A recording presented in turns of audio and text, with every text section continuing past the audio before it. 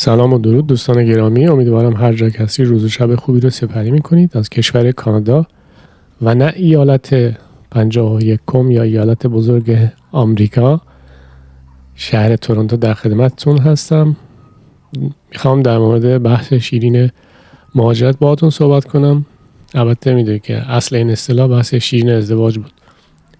به هر حال در سالهای گذشته، مخصوصا در یک سال اخیر، شاید به اخبار و اطلاعات زیادی از کانادا، از منابع کانادایی و غیر کانادایی، منابع رسمی و غیر رسمی برخورد کرده باشید.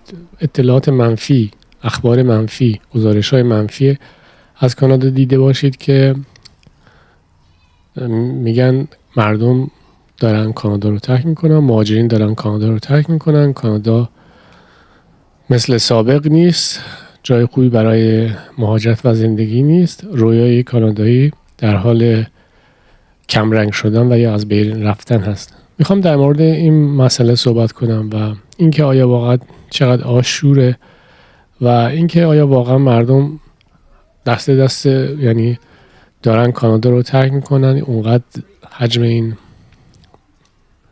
ترک کانادا زیاده که ما مثلا یه دفعه متوجه میشیم که تمام کسایی که میشناختیم رفتن و ما موندیم. میخوام در مورد این بحث کنم، بحث‌های تجربی، البته نمیخوام بحث کارشناسی بکنم. من از زمانی که از ایران اومدم همیشه غیر از خانواده‌ام، بقیه کسانی که با من تماس گرفتن در قدیم دوست بودیم و فلان، هر موقع تماس گرفتن نه به خاطر اینکه دلشون برای من تنگ شده باشه، هی زنگ زدن و صحبت کردن در مورد اینکه چجوری باید بیان کشورهای مختلف از ایران. و من همین دیگه عرض کنم اینو با این خاطر میگم که من واقعا به صورت رسمی نمیتونم به مردم آگاهی و اطلاعاتی بدم، فقط تجربیات خودم رو میتونم با مردم به اشتراک بگذارم. و شما هم باید توجه داشته باشید که اگر نیاز دارید به تحقیقات و بررسی ها، باید خودتون تصمیم بگیرید، منابع و اطلاعات رو جمع بکنید و هیچ وقت مستقیم از کسی نخواهید که این کار رو بکنم یا اون کار رو نکنم، چون واقعا راه صحیحی نمیتواند باشد. شما فقط جمع بکنید اطلاعات رو، ببینید که شرایط شما چجوریه، شرایط دنیا چجوریه، شرایط کشور مقصد چجوریه و بر اساس اون عمل کنید. یا من به فرض مثال شرایط من، اگه اطلاعات و تجربیات خودم رو بخوام به همه تعمیم بدم، ممکنه که واقعا اطلاعات و راهنمایی های غلطی باشه، چون موقعیت من، به قول معروف سن و سال من، زمانی که من مهاجرت کردم یا اون مسیری که اومدم، برای همه در واقع مناسب نباشه. بهترین گزینه برای کسایی که کیسی، در واقع کیس با کیس، یک وکیل واقعا منصف، آگاه و دلسوز و درستکار میتونه باشه که شما برید باهاش صحبت بکنید، مشاوره بکنید و راهنمایی های لازم رو از ایشون بگیرید. البته در نظر داشته باشید که یک وکیل خوب، یک وکیل منصف، اولین جمله‌ای که به شما خواهد گفت باید این باشه که هیچ تضمینی نیست. یعنی شما باید بپذیرید که ممکنه پول و هزینه صرف کنید و ممکنه وکیلم نتونه کار شما رو انجام بده، چون وکیل در واقع در کشور کانادا، وکیلای درستکار حتما در اول مشاوره، در اون روزی که مشاوره دارید با وکیل، به شما خواهد گفت که هیچ تضمینی نیست. بنابراین سعی کنید که خودتون رو تومه افراد سودجو و طمعکار قرار ندهید و صحبت‌هایی که من میکنم فقط صحبت‌های تجربیه. حالا شما پادکستی یا سرگرمی یا هر چیزی که دوست دارید گوش بکنید، و الا من هیچ مدرک، هیچ تخصصی در مورد مهاجرت ندارم. کما اینکه در سالهای اخیرم هر موقع میخواستن از دوستان، خانوادان کسایی رو به من ارجاع بدن که میخواد با تو صحبت کنه، راهنمایی فلان. من دیگه واقعا جمله که بهشون گفتم دیگه من از مواجهه خسته شدم، اصلا نمیخوام به کسی در واقع در مورد این قضیه صحبت کنم. اگه با من صحبت کنم من سعی خواهم کرد که نظرش رو عوض بکنم که نهایت واقعا اینجوری بود. بنابراین ولی تجربیات خودم رو دوست دارم که با مردم، همیشه خصلت من است که دوستم تجربیات خودم رو با مردم به اشتراک بگذارم. خب کسایی که در ایران هستن و این اخبار و اطلاعات منفی رو در مورد کانادا شنیدن، تکلیفشون چیه؟ آیا باید قید مهاجرت رو بزنن؟ آیا کشور دیگری رو انتخاب کنن؟ یا اینکه نه، همون بر طبق پلن، اگه پلنی داشته باشن، اگه نقشه‌ای داشته باشن، اگه برنامه ریزی داشته باشن، اونو ادامه بدن تا ملزومات و به قول معروف فاکتورهای یک مهاجرت رو کسب بکنن تا بتونن که به کانادا یا هر کشوری که دیگه که تصمیم گرفتن مهاجرت کنن. البته در اینجا کیس ما کشور کاناداست و اگه بخوایم دقیق‌تر بگیم شهر تورنتو. من اطلاعات دیگه از شهرهای دیگه ندارم، فقط در مورد تورنتو میتونم صحبت بکنم. خب برگردیم به موضوع و میخوایم بررسی بکنیم که این اخبار و اطلاعات تا چه حد در زندگی ما قابل لمسه. دوستان گرامی توجه داشته باشید که پیگیری مداوم و بیش از حد اخبار و اطلاعات ممکنه که ذهن ما رو تحت تاثیر قرار بده و قدرت تصمیم گیری رو از ما بگیره و ما رو انسان‌های منفعلی بکنه. مثالی برای شما میزنم در که ارتباط به موضوع بحث ما هم هست، اینه که یک سالی ما برنامه سفر به یک کشوری رو داشتیم و در واقع همزمان با سفر ما اعتراضات تقریبا بزرگی در اون کشور و شهر انجام شد که تلویزیون، روزنامه ها و مطبوعات آنلاین هم به طور مفصل به این اعتراضات می پرداختن. در واقع بحث روز اون کشور بود و ما رو به این فکر انداخته بود که آیا بهتره که ما سفر خودمون رو کنسل بکنیم، ولی در واقع چون هزینه‌ای هم برای ما داشت و ما مردد بودیم. با میزبانمون که تماس گرفتیم گفتن که نه، شما سفر خودتون رو کنسل نکنید و مطمئن هستم که زندگی واقعی و تجربه واقعی شما در این کشور و شهر از اون اعتراضات تحت تاثیر قرار نخواهد گرفت. کما اینکه کشور کانادا هم هشدار سفر صادر نکرده بود و ما به اون کشور رفتیم و واقعا اتفاقا در اون محل هم بودیم چون محل توریستی بود. در واقع هیچ چیزی ندیدیم و هر چی شنیده بودیم در حد اون اطلاعات اخبار بود. در دنیای واقعی هیچ چی ندیدیم. ولی اینو خواستم بگم که همیشه دنیای واقعی هم یه خورده متفاوت‌تر از دنیای اینترنت و خبر هاست. شما میدونید که شگرد خبرنگاری، شگرد روزنامه نگاری اینی که خبرهای دراماتیک پشت سر هم بیان، مردم کلیک بخونن. عموما خصلت ما اینجوریه که هیچ وقت نمیریم خبرهای مثبت رو وقت بذاریم بخونیم. به هر حال خب تغییرات در دنیا همیشه بوده و در سالهای اخیر ما خیلی راحت متوجه شدیم که تغییرات روند نزولی دارند. شما یه خورده هم تمرکز کنید به زندگی خودتون و صحبت کنید، همون در شهری در کشوری که هستید همیشه میگن که گذشته بهتر بوده، راحت‌تر بوده، امکانات دم دست‌تر بوده، این صحبت ها. همین پروسه مهاجرت هم در سالهای 80 به طب خیلی بوده. من در کشوری بودم که میگفتن ما اصلا نمیدونیم اقامت دائم چی، رفتیم تو اون کشور بعداً در میزدم و میگفتن که اقامت دائم میخواید دوست دارید اقامتتون رو دائمی بکنیم، در صورتی که الان دنبال راه چه هستن که مردم رو بیرون کنن همون کشورها، چون عوض شده، مثل سابق نیست، یا برنامه‌هاشون عوض شده، سیاست‌هاشون تغییر کرده، اصلاح شده. درسته؟ بس این تغییرات همیشه بوده. گرونی در کشور ما، در کشورهای که مخصوصا خاورمیانه مثل ایران و ترکیه همیشه این مسائل بوده است.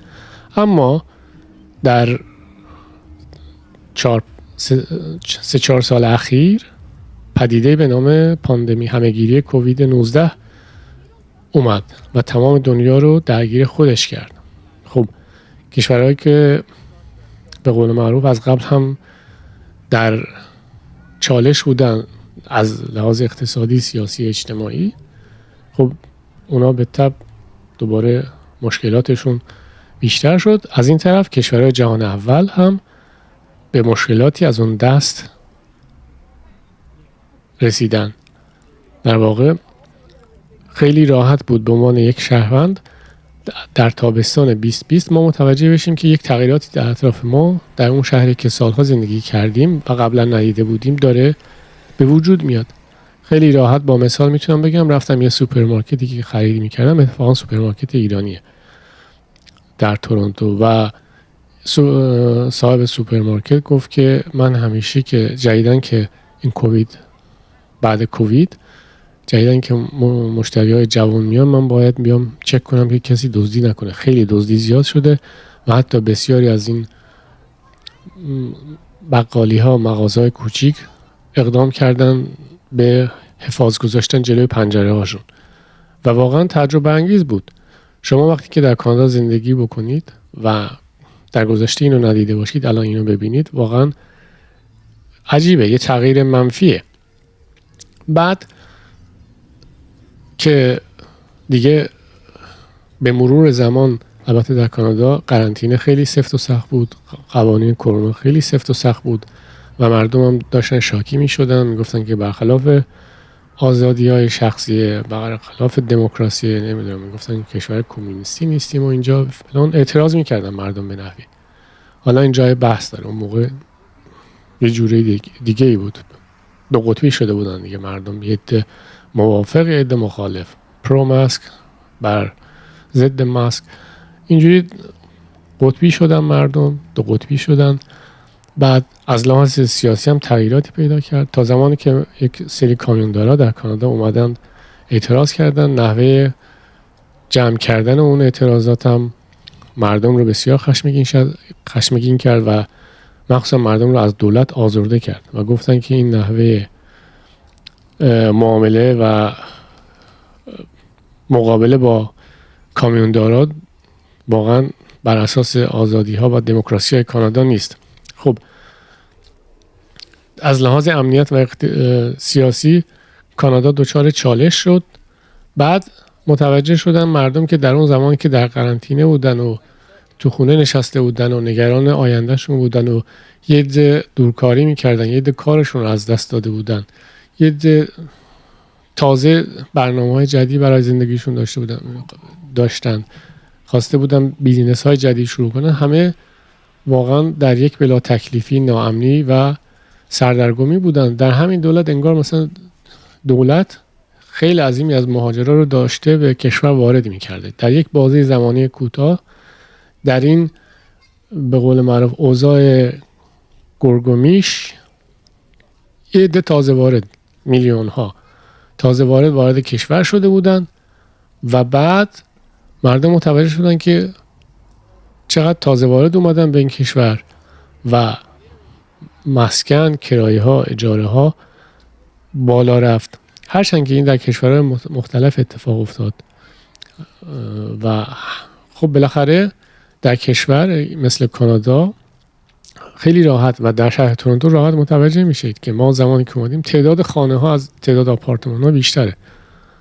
در واقع البته خانه، آپارتمان هم میشه گفت خانه، هاوس رو به فارسی نمیدونم چی باید بگم.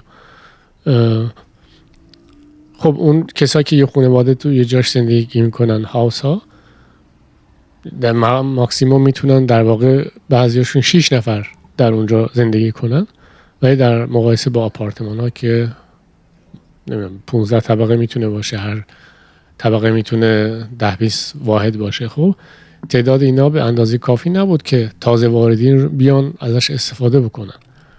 بعد مخصوصا هم که کسایی که میان به شهرهایی مثل تورنتو، حتی خود کانادایی ها هم از شهرهای کوچیک معمولا میان به تورنتو زندگی کنن، فکر کنن که اینجا فرصت‌های بیشتری برای کار هست، فرصت‌های بیشتری برای آشنایی با افراد هست. یه عده میان شوهر پیدا کنن، یه عده میان زن پیدا میکنن. واقعا واقعیت داره اینا. در شهرهای بزرگ اینجوری مردم مهاجرت میکنن به شهرهای بزرگ تورنتو. خب همه این مشکلات که دفعه شروع شد و مشکل بر روی مشکل به قول معروف انباشته شد و اینا به خبرها کشونده شد.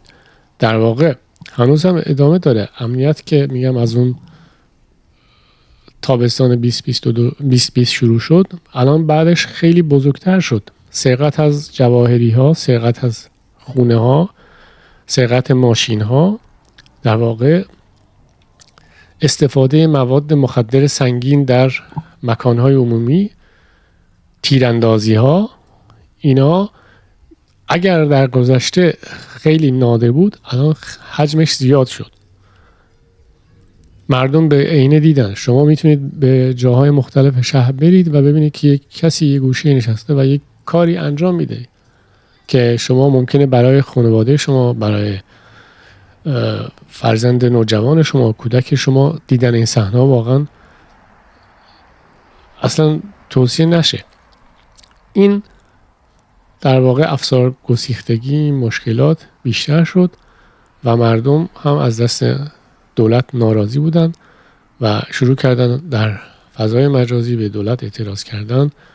حالا خب در این زمینه هم مردم دو قطبی هستند. یه عده میگن که تغییرات در دولت مشکلی رو حل نخواهد کرد و یه عده دوستان که میگن وقتی که مشکل هست زمان تغییر فرا رسید. خب در واقع عرض کنم خدمت شما، این کسایی که در واقع در کانادا هستن و این مشکلات رو بیان میکنن و از کانادا گلایه و شکایت میکنن، کسایی هستن که خب در کانادا زندگی میکنن و گفتم که به فرض مثال الان که در سال 2024 هستیم، 2024 رو مثلا هر کسی به اون بازه زمانی که در کانادا بوده ممکنه با 2019 با 2010 با 2007 2002 مقایسه بکنه و بگه که خب من به راحتی میتونم بگم که کانادا اون کانادای سابق نیست. یه ایرانی هم که مثال در کانادا هست میتونه این اظهار نظر رو بکنه و اینجا یه عده میان میگن که اگه دوست نداری برگرد ایران، در مقابل اون کسی که واقعا داره اعتراض میکنه یا گلگی میکنه یا مشکلات رو بیان میکنه. اصلا اینا گروه فشار هستن در اینترنت، فضای مجازی. دو گروه فشار هستن که مردم رو در واقع اذیت میکنن و متوجه نیستن. اول اینکه وظیفه شما که میگی برگرد، به کسی میگی برگرد به ایران که شما مسئولیتی نداری و در اون حدی نیستی که به کسی بگی برگرد بیا. شما هیچ مسئولیتی نداری، لااقل اجازه بده مردم اظهار نظر بکنن. و یه دم هستن در ایران که فکر میکنن که نباید از خارج بد بگین. دلیل و منطق اینا چیه؟ اینه که سیستم در داخل ایران از اینا سوء استفاده میکنه. میگه که مثلا اگه اخبار منفی از خارج بیاد، خب ما میتونیم به مردم خودمون بگیم که خب ببینید کشورهای صنعتی، کشورهای پیشرفته‌ام که این همه آرزوشون رو دارید یا میپرستید دیدشون، اینا هم دنبال مشکلات، درگیر مشکلات هستن. در واقع این خیلی بچگونه است. یعنی این بهانه‌گیری مثل زمان دوران ابتدایی که نمره کم می آوردیم و والدین میگفتن چرا نمرات اینقدر پایینه فلانه، میگفتیم همه اینجوریه. تا دانش آموز زرنگی هم که داشتیم اونم نمرش پایین بود. خب بله، ممکنه یه زمانی سیستم از این بهانه‌گیری ها، بچه بازی ها استفاده کنه، ولی اصلا ربطی نداره.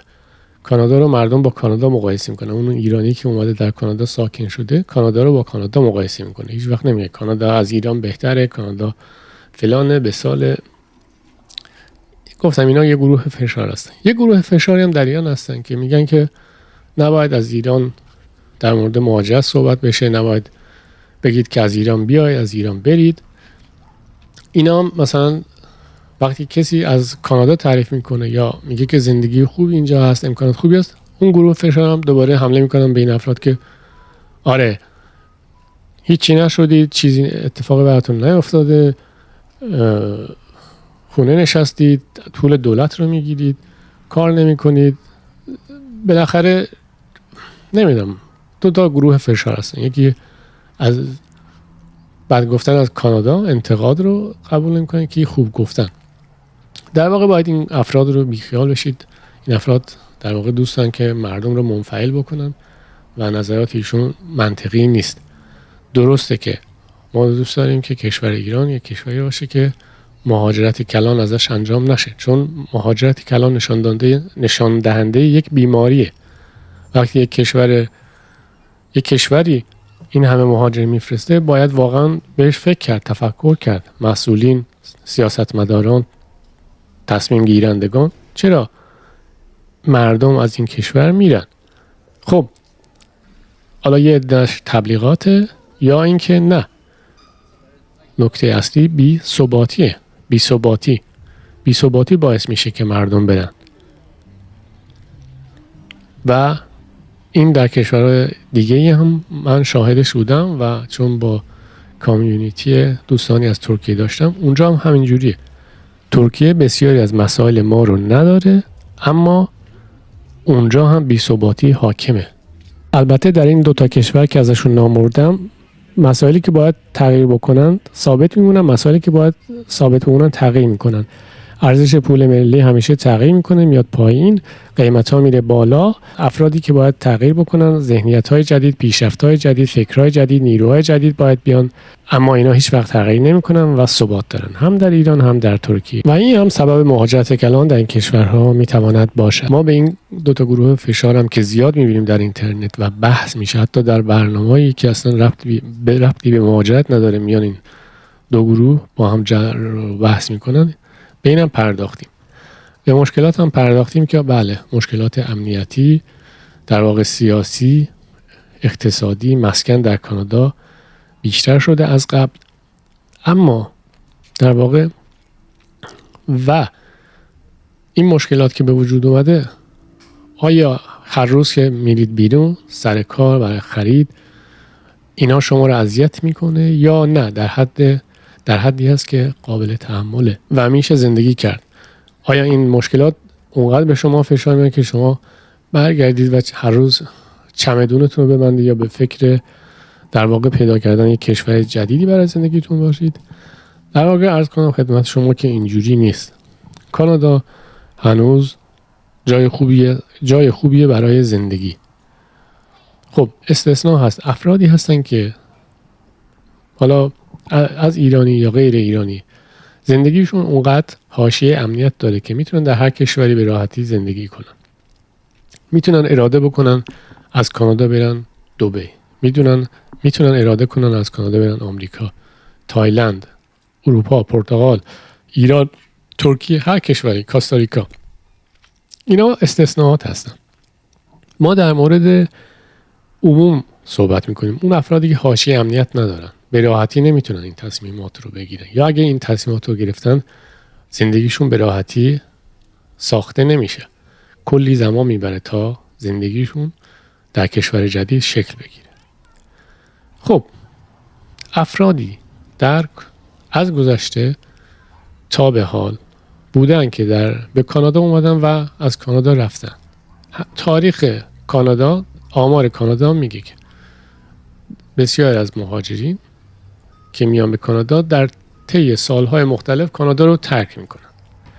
حالا در مورد دلیلشون زیاد مطالبی منتشر نشده، هر کسی میتونه دلایل خاص خودش رو داشته باشه. یه دسته ممکنه که قطعا دو تابعیتی هستن، یا بازنشسته میشن به کشور خودشون یا برمیگردن به اون کشور خودشون، زندگی دوباره ای رو شروع میکنن. چون احتمال داره وقتی که شما میای به کانادا و پاسپورت کانادایی میگیری و سیتیزن میشی، در واقع یک آزادی عمل خود به خود به دست میارید که میتونید به کشورهای دیگه برید به خاطر پاسپورت معتبر، اونجا زندگی کنید، حتی به کشوری که از اونجا آمدید برگردید.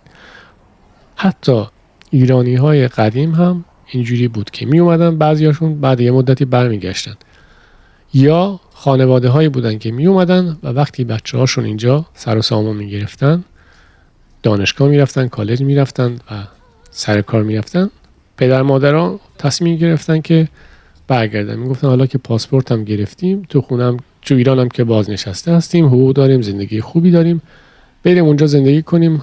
گهگداری هم میایم به بچه ها سر میزنیم، هم با یک تیر دوتا نشان میزنیم، هم مسافرت، هم فال، هم تماشا. اینا از قدیم هم بوده. بعد یه عده بودن ایرانی ها، من در واقع از زندگی واقعی دارم، تجربه واقعی. یه عده هم بودم که من باشون صحبت کردم، اومده بودن در کانادا، سیتیزن شده بودن، کار کرده بودن، اونا هم دوست داشتن برن در یک کشور دیگه ای کار بکنن. مثلا یک نفری بود که میگفت من دوست دارم برگردم دبی اونجا کار بکنم، یا کلا همین در زندگی در یک کشوری مثل کانادا و آلمان یا کشورهای دیگه، وقتی که شما پاسپورت اونجا رو میگیرید یه آزادی عملی به شما میده که بعداً اگه شرایط دیگرش رو داشته باشید تصمیم‌های دیگه بگیرید. بستگی به شرایط اون فرد داره. اگر به فرض حاشیه امنیت بیشتر باشه، شما تخصصتون، کارتون قابل انتقال باشه یا آنلاین باشه و یا افراد بیشتری به شما وابسته نباشن در از لحاظ فیزیکی، مادری، پدری یا فرزندی که شما حتما باید در کنارشون باشید، این آزادی عمل برای شما، این حاشیه امنیت به وجود میاد که کشور خودتون رو عوض بکنید. اینا در واقع به خاطر همون حاشیه امنیت و البته انسان‌ها، مهاجرین در طول زمان ارزش‌ها و اولویت‌های دیگری پیدا می‌کنن. کسی یه توقعاتی داره، با یک ذهنیتی از ایران مهاجرت کرده که میگه که برم کار بکنم، زندگی بکنم، دخلم با خرجم بخونه، سرمو بندازم پایین، زندگی درست کنم. یه عده میگه برم با مردم جدیدی آشنا بشم، فرهنگ‌ها رو کشف بکنم، تجربه زندگی در یک کشور جدید رو داشته باشم. یکی میگه استعداد زیادی دارم، باید برم استعدادم رو در یک کشوری در واقع شکوفا بکنم که به من فرصت و امکانات میده. خب بنابراین کسایی که با این ذهنیت ها مهاجرت میکنن، بعد یه مدتی که در این کشور زندگی میکنن، ممکنه که تصمیماتشون عوض بشه، اولویات هاشون عوض بشه و مثل سابق فکر نکنن. به فرض مثال برای من الان شاید اگه بخوام از کانادا برم، اولویت من این خواهد بود که هر جایی برم که نزدیک ایران باشه. به فرض مثال چون دوست دارم برم ایران رو بگردم، مسافرت بکنم و دیگه به مهاجرت دوم به فرض مثال اگه بخوام به آمریکا فکر نخواهم کرد که برم از کانادا به آمریکا، یا از کانادا برم به سوئد، یا از کانادا برم به فنلاند، یا از کانادا برم به استرالیا.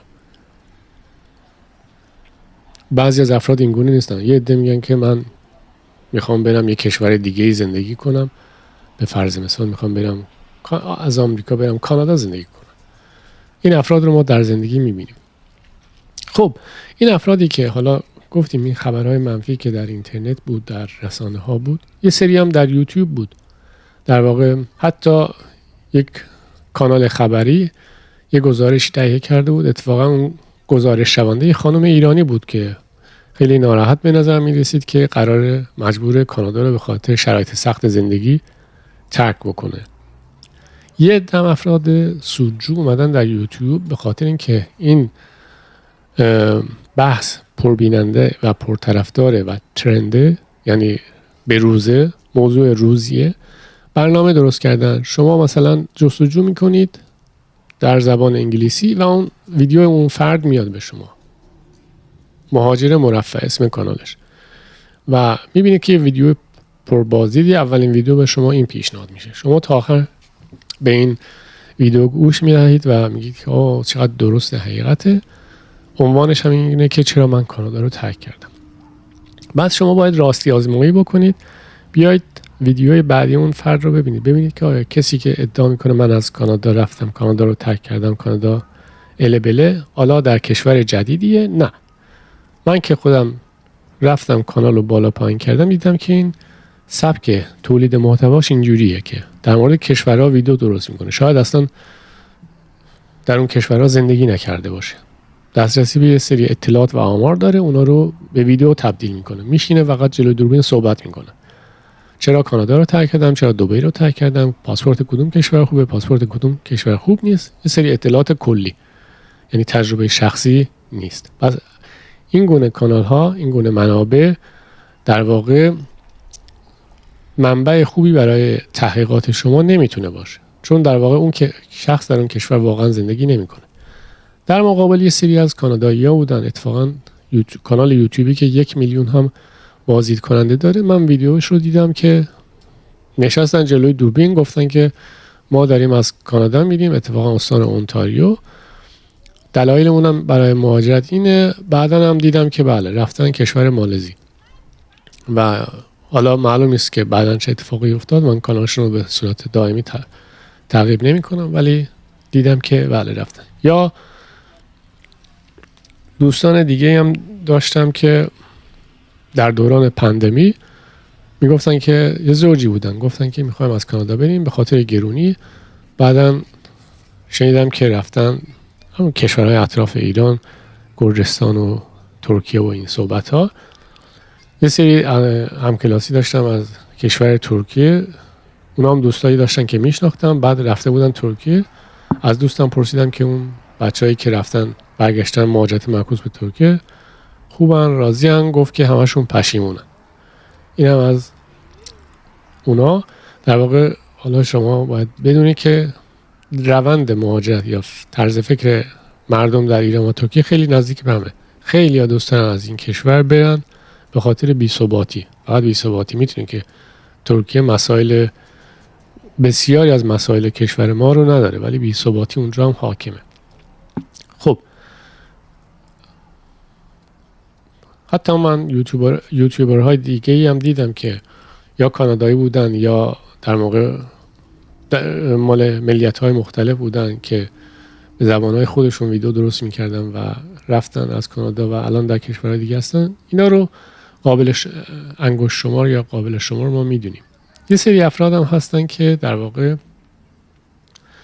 همونطور که گفتم حاشیه امنیت دارن و هی در حال مسافرت هستن. بازنشسته ها میتونن این کار رو بکنن، کسایی که بیزنس آنلاین دارن، کسانی که شغلشون قابل انتقال ترانسفر میتونن بشن. شما فکر کنید فوتبالیستا هی دائم کشور عوض میکنن، در واقع اونا مهاجرن، اونا مهاجر هستن ولی از نوع ایدئال و متفاوت. در کانادا هم یه عده میتونن که این کار رو انجام بدن.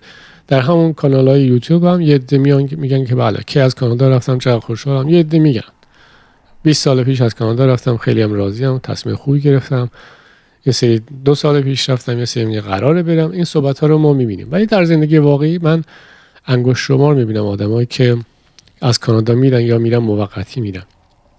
البته یه کیس دیگه هم که میخوام با شما به اشتراک بگذارم و خیلی برای من عجیب بود و مهم بود. یه فیزیوتراپی داشتم اتریشی بود، 10 سال من کلاینت این فیزیوتراپ بودم و پارسالم دیده بودم. هر موقع هم که با هم صحبت میکردیم چون اتریشی بود و برام جالب بود که ببینم نظرش در مورد کانادا چیه، زندگی در اتریش، آلمان و کانادا. هی میگفت که کانادا رو خیلی دوست دارم، کانادا خونه منه، اینجا کالج رفتم، زبانش رو به صورت روان دارم صحبت میکنم، بیزینس خودم رو دارم. تا پارسال اینو میگفت که امسال یه دفعه ایمیل ازش اومد که داره بیزینسش رو تعطیل میکنه. وقتی که ازش پرسیدم گفت که دارم میرم آلمان. اعتقاد داشت که آلمان کمی از لحاظ اقتصادی از اینجا بهتره و این کیس در واقع سند مهمی برای من بود که یک کسی که همیشه راضی بود، همیشه رو پای خودش وایساده بود، همیشه سخت کار میکرد، واقعا کیفیت کارش هم خیلی خوب بود، یک کلینیک کوچیک داشت، خودش هم رئیسش بود، ولی کارهای جانبی هم میکرد در کنارش، ولی تصمیم گرفتی که بعد 15 سال از تورنتو بره. خب این اطلاعات رو در مورد افرادی که ما در زندگی روزمره دیدیم، باشون صحبت کردیم یا در اینترنت دیدیم با شما در میون گذاشتم. ولی برای کسایی که یا از ایران یا کشورهای دیگه در مورد کانادا فکر میکردن، خب اول بریم در مورد اون کسایی صحبت کنیم که از یک کشور دیگه میخوان بیان به کانادا. بعضی از کشورها هستن که ما میدونیم مردم زیاد راضی نیستن، حتی مردمان خودشون هم از اونجا راضی نیستن. نمیدونم، من همیشه کشور مورد علاقه‌ام ایتالیا بود، ندیده بودم، نرفته بودم، همون بر اساس احساسات و تفکرات رویایی و اون سریالایی که در ایران پخش میشد، مردم شیک‌پوش و فوتبال ایتالیا. میدونی که ایرانیا یا عشق آمریکا بودن یا عشق ایتالیا بودن. من هیچ وقتم ایتالیا نرفتم. من یه بار با یه ایتالیایی صحبت میکردم، اونقدر از کشورش بد میگه که واقعا تعجب کردم این داره هم در مورد کشوری مثل ایتالیا صحبت میکرد، در مورد کار و این صحبت. یه عده هستن مثلا ایرانی‌ها از ایتالیا میان، چون احتمالاً به خاطر پاسپورت میان، به خاطر اینکه یه کشوری که در واقع خدمات اجتماعی بهتری داره اینجا، بعد از دولت یاری بگیرن، کمک بگیرن.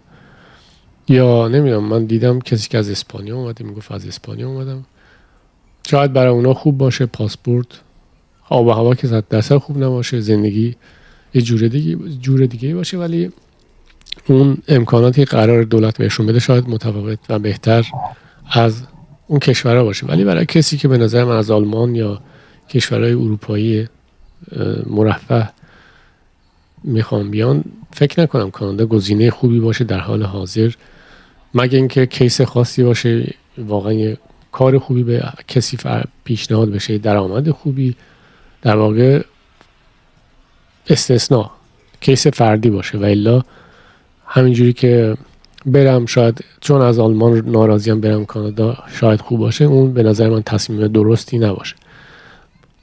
اینا رو باید دقت کرده باشید. برای کسایی که مهمه، برای کسایی که از ایران میخوان تصمیم بگیرن بیان، من میتونم بگم هنوز کانادا کشور خوبیه برای مهاجرت. ای کاش ایران کشوری بود که این همه مهاجر کلان نداشت و مردم بر اساس عشق برای کسب تجربه، برای یک به قول معروف مدت کوتاهی می اومدن، هرچند که مهاجرت یک مسئله پیچیده‌ایه برای همه این مدت‌های کوتاه واقعی به نظر نمیرسه در واقع. ولی برای ایرانی‌ها که میخوان بیان باید فکر کنم که هنوز کانادا کیس خوبیه برای مهاجرت، ولی باید توجه داشته باشن که ببینن همون خودشون رو در دنیای واقعی، شرایطشون رو واقعا با واقعیت، با نه تخیل بسنجن. یعنی به دور از هر گونه شستشوی مغزی، بدون هر گونه رویا پردازی، ببینن که در چه سنی هستن، چه مهارتی دارن، سطح زبانشون چیه، در ایران چه افرادی به اونا وابستن، یا موقعی که مهاجرت میکنن با چه افرادی قرار مهاجرت بکنن، خودشون هستن، همسرشون هست، بچه هاشون هست، مادرشون هست. اینا رو باید دقت داشته باشم. تحصیلاتشون چیه، آیا برای ادامه تحصیل میان، نه آیا تحصیلاتشون تموم شده، کارم کردن، میخوام بیام فقط اینجا فکر میکنن که میتونن راحت ماشین بخرن، راحت آپارتمان بخرن. اینا باید سنجیده بشه. فکر کنم دیگه ما در ایران، خب ما انسان‌ها هستیم که در ایران دوستای مالک باشیم دیگه، برای تجربه زیاد پول نمیپردازیم، برای صاحب شدن و مالک شدن معمولا پول میپردازیم. معمولا خیلی ها دوست دارن رسیده و نرسیده یه ماشین بخرن، حتما یه خونه بخرن، در صورتی که میدونی که قانون خونه گرفتن در بسیار کشورهای جهان اول یک معادله ای را داره که شما باید حساب کتاب بکنی، ببینی که آیا صاحب خونه شدن به نفعته یا کرایه دادن به نفعته. اگه نمیتونی کل پول رو یک جا بدی، در واقع باید فکر کنی. خب با سنجش شرایط خودتون هنوز میتونید مهاجرت بکنید. کانادا کشوری که افراد مستعد میتونن موفق بشن. من افرادی رو مثال بزنم، افرادی میبینم که میشناسم که در دوران پاندمی کار میکردن و استعفا دادن، برای یه مدتی از کانادا رفتن، وقتی که برگشتن اتفاقا کار بسیار پردرآمدی از کار قبلیشون گرفتن. چرا؟ ببینید پاندمی شده بود، بیکاری شده بود، گرفتاری شده بود، ولی اون شخص در واقع یک رزومه قوی داشت. به خاطر خود شخص اون دوباره تونست بهترم شروع بکنه. ولی در این حال باز این مسائل رو، این مثال ها رو از زندگی واقعی میزنم. یک کسایی در نزدیکای ما هستن که ایرلندی هستن ولی کارشون یک کار در واقع خیلی تخصصی نیست.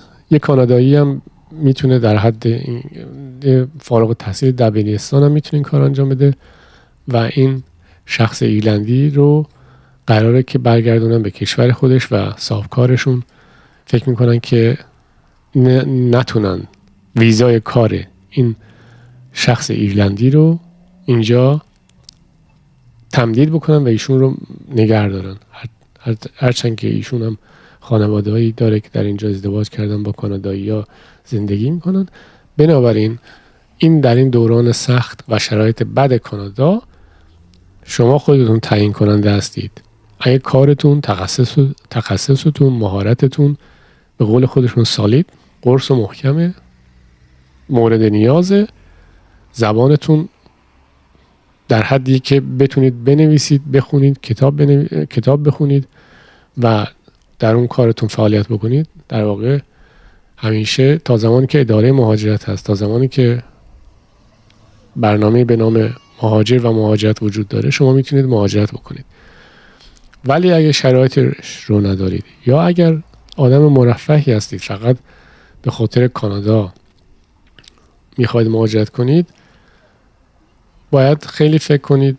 اگر برای یک زندگی به قول معروف برای تنوع و بهتر زندگی کردن فکر کنید که الان مهاجرت خوبه و در کشور خودتون هم زندگی خوبی دارید، اون نیاز به واقعا تحقیق داره و شاید کیس خوبی نباشه. ولی برای عموم افراد غیر استثنا هنوز کانادا جای خوبی برای مهاجرت هست و اتفاقا برای کسایی که از کانادا میخوان برن، در واقع اتفاقا زمان خوبیه که کانادا رو ترک بکنن.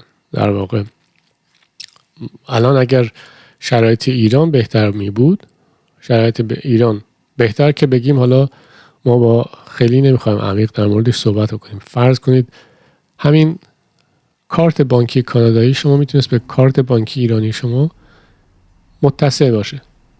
خیلی از ایرانی‌ها میتونستن الان برن به کشور خودشون. در دوران پاندمی بسیاری از ایرانی‌ها رفتن به کشورهای مجاور ایران. یعنی اگه ایران اون امکانات رو براشون فراهم میکرد، میتونستن برن چقدر کمک کنن به سیستم و اقتصاد ایران، ولی نتونستن. به فرض مثال شما یک کانادایی هستید در کانادا و قراره برید به ایران برای مدت طولانی زندگی کنید. رفتید ایران، پولتون تموم شد و میخواید که دوباره از حساب کاناداییتون به حساب ایرانیتون پول بفرستید. الان در واقع بدون نیاز به واسطه و در واقع صرافی شما این امکان رو ندارید.